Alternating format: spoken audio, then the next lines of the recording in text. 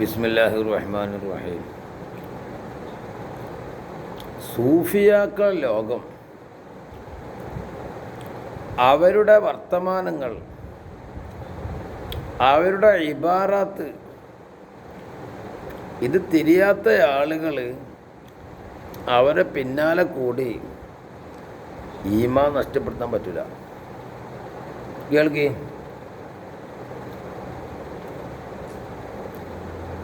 ചില സൂഫിയാക്കളെ പറ്റി അവർ നിരീശ്വരവാദികളാണ്, അങ്ങനെയാണ് ഇങ്ങനെയാണ് എന്നൊക്കെ ഒരു ഖലീഫയുടെ അടുക്കൽ ഞാൻ വായിക്കുന്ന റൗളുർ റയാഹീൻ 17-ാം പേജ് യാബിതങ്ങളതാണ്. ഖലീഫയിലേക്ക് ഈ കേസ് ഉയർത്തപ്പെട്ടു. അപ്പോൾ തീരുമാനം വന്നു, എന്താ? ബിളർബി റിഖാബിഹിം, അവരെ പെരടി വെട്ടണം. പക്ഷെ ആ കൂട്ടത്തിൽ ആ സൂഫിയാക്കളെ കൂട്ടത്തിൽ ആരുണ്ട്? ബഹുമാനപ്പെട്ട ജുനൈദുൽ ബഗ്ദാദി റളിയല്ലാഹു അൻഹു, മഹാൻ. ഫഅമ്മൽ ജുനൈദു ഫതസത്തറ ബിൽ ഫിഖ്ഹി, ഫിഖ് കൊണ്ട് മറ സ്വീകരിച്ചു. വക്കാന യുഫ്തി അലാ മദ്ഹബി അബീ സൗരി, ലബക്കിയും കൂടെ മൂപ്പര് ആ മൂപ്പര് ന്യായങ്ങളൊക്കെ പറഞ്ഞ് മൂപ്പര് അതിന് കഴിച്ചതായി. ബാക്കിയുള്ള 3 ആൾ വലിയ ആളുകളാണ്. അതിൽ ബഹുമാനപ്പെട്ട നൂരിത്തങ്ങളൊക്കെ ഉണ്ട്. അവരെ പിടിച്ചു. പെരടി വെട്ടാൻ വേണ്ടി തോലൊക്കെ വിരിച്ചു, അതിനാ വെട്ടുക. ഒക്കെ റെഡിയായി.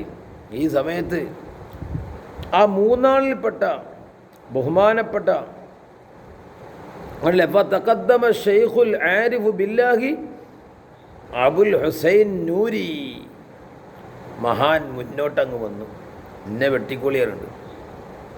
അപ്പം ആരാച്ചാറ് ഫഖാല ലഹു സയ്യാഫു അത്തദ്രി ലിമാദാ തുബാദിറു, അല്ല എടുക്കാൻ പാഞ്ഞു വരുന്നത് എന്താ അവിടെ സംഭവം അറിയിച്ചു. ഫഖാല നഅം, എനിക്കറിയാം. ഫഖാല വമാ യുഅജ്ജിലുക, പിന്നെന്തേ പെട്ടെന്ന് വന്ന്? ഇവർ പറഞ്ഞേ, ഊസിറു അസ്ഹാബി ബിഹയാതി സാഅ, ഞാൻ ആദ്യം വന്നാൽ അത്ര സമയവും എൻ്റെ സുഹൃത്തുക്കളായ 2 ആളുകൾക്ക് ജീവൻ കിട്ടുമല്ലോ. ഊസിറു അസ്ഹാബി, ഞാൻ എൻ്റെ സുഹൃത്തുക്കളെ തിരഞ്ഞെടുക്കുന്നു. ബിഹയാത്തി സാ, ഒരല്പനിമിഷത്തെ ജീവിതം കൊണ്ട്. ഓ, വല്ലാത്തൊരു സ്വഭാവം. ഹൃദയം തെളിഞ്ഞ ആളുകളല്ലേ.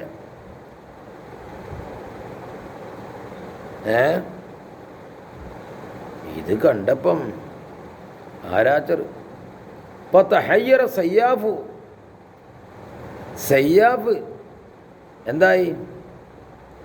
വിയർത്തു, പരിഭ്രമിച്ചു. വൻഹൽ അംറയിൽ ഖലീഫ, ഈ കാര്യം സംഗതി ഖലീഫയിലേക്ക് അറ്റമാക്കി. ഖലീഫയെ ഉണർത്തി, ഒരു വലിയ കാര്യപ്പെട്ട ആളുകളുണ്ടോ. ഇത് കേട്ടപ്പം ഫതഅജ്ജബൽ ഖലീഫത്തു വമൻ ഇൻദഹു മിൻ ദാലിക, മൂപ്പര അടുത്തുള്ള ആളുകൾക്ക് എന്താ അത്ഭുതപ്പെട്ടു. വക്കാനൽ ഖാലി ഇൻദഹു, ഖലീഫിൻ്റെ അടുക്കൽ ഒരു മുഫ്തി ഖാലിയുണ്ട്. ഖാലി സംഗതി കേട്ടിട്ടുണ്ട്. അപ്പോൾ ഖാലി ഖലീഫയോട് പറഞ്ഞ്, ഞാൻ ഓരോരുത്തരും പോയി വരട്ടെ. ഓല ആരാ? അയ്യദ്ഹബ ഇലൈഹിം ലിയബ്അസ മഅഹും വയഖ്തബിറ ഹാലഹും, ഓല സംഗതികളൊക്കെ അന്വേഷിച്ച് വരട്ടെ. അങ്ങനെ കൊല്ലാം ആയില്ല. അപ്പോൾ ഖലീഫ സമ്മതം കൊടുത്തു. അങ്ങനെ അദ്ദേഹം ചെന്നു. ഇത് മൂപ്പര് പറഞ്ഞു, ലിയഖുർജ് ഇലയ്യ വാഹിദും മിൻകും ഹത്താ അബ്ഹസ മഅഹു, ഓരോരുത്തരിങ്ങനെ വരി, എന്താണ് പ്രശ്നം, ഞാൻ ശരിക്കും അന്വേഷിക്കട്ടെ, ആലോചിക്കട്ടെ. അപ്പോൾ ആദ്യം തന്നെ ഈ ഖാലിയുടെ അടുക്കലേക്ക് ഫഖറജ ഇലൈഹി അബുൽ ഹുസൈൻ അന്നൂരി, മൂപ്പര ആദ്യം വന്നത്. അപ്പോൾ വന്നപ്പോൾ ഖാലി ഫൽഖാലൈഹിൽ ഖാലി മസായില ഫിഖ്ഹിയ, ഫിഖ്ഹിയായ ട്ടോ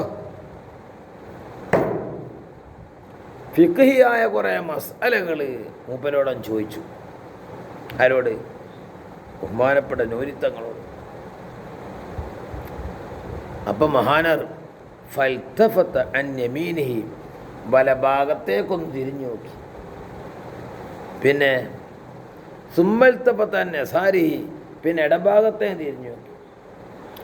സുമ്മ അത്തുറക്ക സഅതൻ, പിന്നെ കുറച്ചു നേരം തല ഇങ്ങനെ താഴ്ത്തി.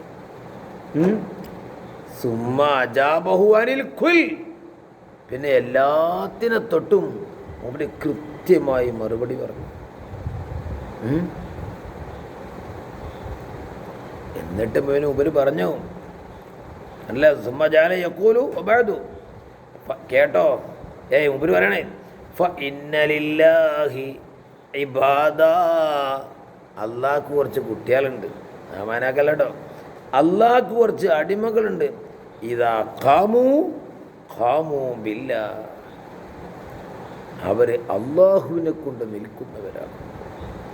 വൈദാ നതഖൂ ബില്ലാ, സംസാരിക്കുകയാണെങ്കിൽ അള്ളാഹുവിനെ കൊണ്ട് സംസാരിക്കുക. അങ്ങനെ വസറദ കലാമൻ കസീറ, കുറേ മൂപ്പരിങ്ങനെ സംസാരിച്ചു.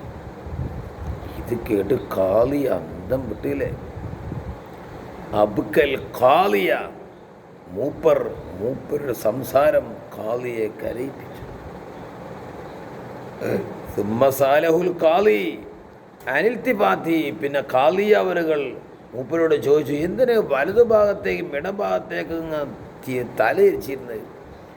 അപ്പം മൂപ്പര് പറഞ്ഞു, വഖാല സഅൽതനി അനിൽ മസായിലി, നിങ്ങൾ എന്നോട് കുറച്ച് മസാല വെച്ചല്ലോ, വല അഅലമുലഹ ജവാബ്, എനിക്കതിന് മറുപടി കിട്ടിയില്ലായിരുന്നു.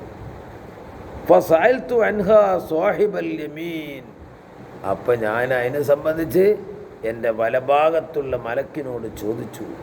ഫഖാല ലാ ഇൽമ ലി, മൂപ്പര് പറയും എനിക്കതിനെ പറ്റി പുറത്തില്ല. സുമ്മ സഅൽതു അൻഹാ സ്വാഹിബ ഷിമാൽ, പിന്നെ ഞാൻ ഇടഭാഗത്തുള്ള മലക്കിനോട് ചോദിച്ചു. മൂപ്പരും പറഞ്ഞു എന്ത്? ഫഖാല ലാ ഇൽമ ലി, എനിക്ക് ഇൽമില്ല അതിനെ സംബന്ധിച്ച്. ഫസഅൽതു ഖൽബി, അങ്ങനെ ഞാൻ എൻ്റെ ഖൽബിനോട് ചോദിച്ചു.